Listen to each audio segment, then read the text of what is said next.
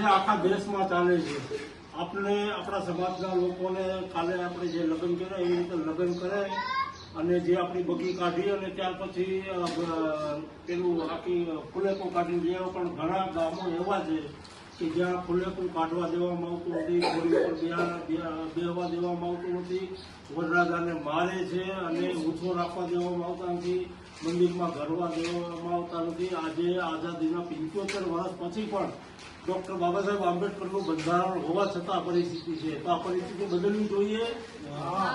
આપણે માણસ તરીકે બધા સ્વીકારવા જોઈએ કે ના સ્વીકારવા? માણસ છીએ કે નહીં? એના માટે લડવું જોઈએ કે નહીં?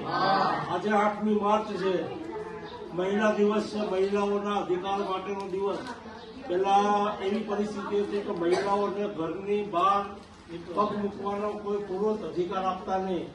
આજે તમે બધા સારા કપડાં પહેરીને ભણો છો, પાયલોટ બને, વડાપ્રધાન બને તો ડોક્ટર બાબા સાહેબ આંબેડકરના બંધારણને પ્રતાપે છે. બરાબર? તો મહિલાઓની સાથે જે અપેક્ષા રાખવામાં આવતી હતી એ પણ બંધારણથી બંધ થઈ છે. તો આ બંધારણ જીવતું રહેવું જોઈએ કે ના રહેવું જોઈએ?